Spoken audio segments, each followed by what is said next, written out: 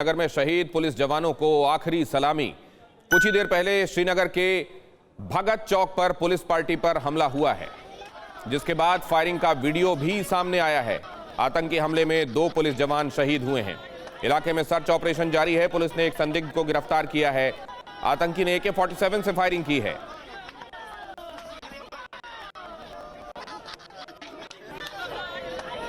और इस समय आप देख रहे हैं उन पुलिस वालों के घर में मातम का माहौल है, जिन पुलिस वालों को टारगेट कर उनकी पीठ पर गोलियां बरसाई गईं। उस समय ये दोनों पुलिस वाले एक दुकान से कुछ खरीदारी कर रहे थे और अचानक पीछे से आकर फेरन में छिपाई हुई बंदूक को सामने की तरफ तानकर इन पुलिस वालों की पीठ पर गोलियां बरसाई गईं।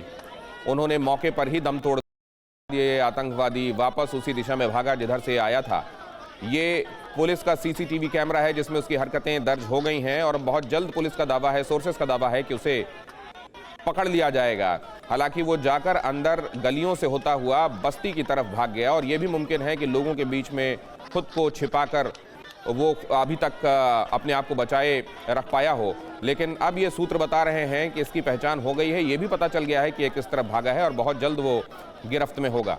दूसरी तरफ आप देख रहे हैं जिन पुलिस वालों को उनका फर्ज अदा करने पर इन आतंकवादियों ने मारा है। जाहिर है पूरे महकमे में गुस्सा है और परिवार में मातम है। इन पुलिस के जवानों को अंतिम विदाई दी जाने वाली है और उससे पहले इस परिवार में मातम का माहौल है। सुबह वर्दी पहनकर जब ये पुलिस वाले घर से निकले थे तो जाहिर है इन्हें नहीं मालूम था कि आज ये आखिरी बार घर से निकल रहे हैं और फिर वो जीवित नहीं लौटेंगे। और इस बात को जज्ब कर पाना, इस बात को खुद को समझा पाना अभी पूरे परिवार के लिए खासा मुश्किल होगा। इनके दर्द की सिर्फ कल्पना की जा सकती है।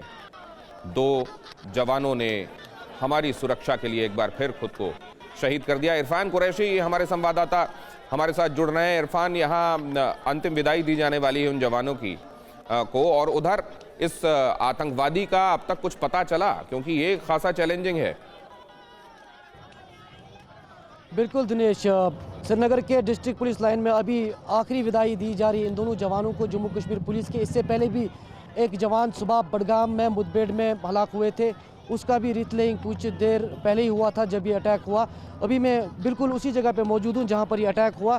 जो आपने सवाल किया कि आखिर ये जो मिलिटेंट है ये कौन है, सूत्रों की माने तो ये मिलिटेंट साकिब मंजूर बताया जा रहा है, जो कि बागात बरजुला का यानी इसी इलाके का मिलिटेंट है जिसने ये यहाँ पर हमला अंजाम दिया है। और CCTV फुटेज अगर आप देखें तो उसमें साफ तौर पर दिख रहा है कि वो जो यहाँ पर एक ट्रेडिशनल ड्रेस में आया था फेरन में, जिसके पीछे AK-47 छुपा के रखा था।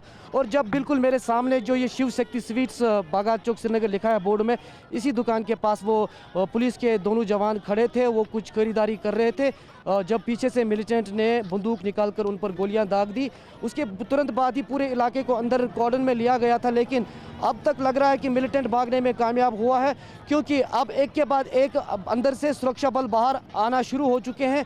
और कह सकते हैं कि अब सर्च एंड कॉर्डन ऑपरेशन खत्म हो चुका है और क्योंकि स्थानीय लोग भी बाहर आना शुरू हो चुके हैं सड़कों पर। मिलिटेंट फिलहाल भागने में कामयाब हुआ है, लेकिन सूत्रों की माने तो ये स्थानीय मिलिटेंट है, साकिब मंजूर नाम है इसका और इसी इलाके का रहने वाला है। हालांकि आधिकारिक पुष्टि अभी नहीं हुई और कोशिश की जा रही है कि इस मिलिटेंट को CCTV फुटेज के जरिए आइडेंटिफाई किया जाए और उसके बाद जो है इसको कहीं ना कहीं ट्रैप में लाकर कहीं किसी जगह पर मुठभेड़ में ट्रैप किया जाए। जी, हमारे संवाददाता इरफान आप तक ये जानकारी आज सुबह से ही पहुंचा रहे हैं। उन्होंने लगातार आपको बताया है कि शोपियां में किस तरह से 3 आतंकवादी ढेर किए गए, बडगाम में एक जवान शहीद हुआ हमारा, और यहाँ 2 पुलिस वाले शहीद हो गए हैं जिसने उनकी पीठ पर गोलियां बरसाई हैं। सोर्सेज बता रहे हैं कि उसकी पहचान हो चुकी है और बहुत जल्द वो पुलिस की गिरफ्त में होने वाला है।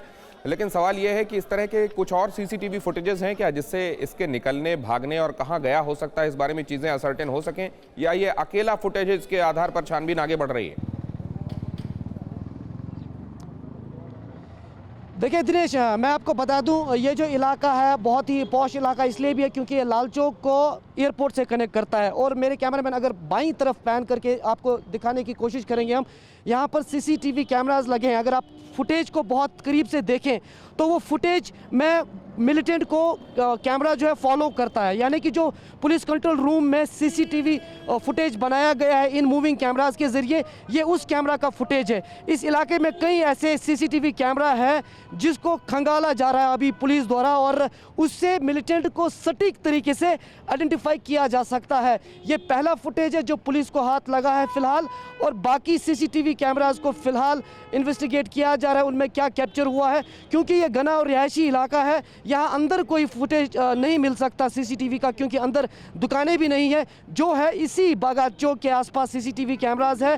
ये मिलिटेंट जो है ये अंदर से आया था, यानी कि इसने पूरा रैकी इस इलाके का किया था, और अगर सूत्र की माने तो साकिब मंजूर इसका नाम है, और ये बरजुला बागात का ही मिलिटेंट है। तो इसको इस पूरे इलाके की जानकारी साफ तौर पर थी, और ये भी पता था कि यहाँ पर जम्मू कश्मीर पुलिस के जवान डिप्लॉयमेंट में होते हैं, सीआरपीएफ के जवान डिप्लॉयमेंट पर होते हैं। तो कहीं ना कहीं घात लगाकर वो वहाँ पे थे, और बैकअप में कहीं ना कहीं मिलिटेंट उनके थे, तभी जाके वो दोबारा उसी दिशा में वापस लौटा जिस दिशा से वो आया था। दिनेश, एक बात और समझाइए इरफान, इन दो को टारगेट करना, क्या इनके साथ कोई अदावत पाले बैठा हुआ था ये आतंकवादी, या फोर्सेस का कोई जो भी मिलता उसको गोली बरसानी थी? इत्तेफाक था कि ये दोनों मिल गए? देखिए दिनेश, जिस तरह आपने देखा कि जब यूरोपियन डेलीगेशन भी कश्मीर में थी, तब शाम को एक इसी तरह का हमला सुनवार इलाके में हुआ था। तो कहीं ना कहीं जो जानकारों का मानना है वो ये है कि कश्मीर घाटी में मिलिटेंट्स अपनी प्रेजेंस दिखाना चाहते हैं, क्योंकि जिस तरह पिछले एक साल से ऑपरेशन ऑल आउट लगातार अपने चरण पर है, 200 से ज़्यादा मिलिटेंट्स को अलग अलग मुठभेड़ों में मारा गया। हिजब, लश्कर, जैश जैसे मिलिटेंट संगठन के कई ऑपरेशनल कमांडर्स मारे गए।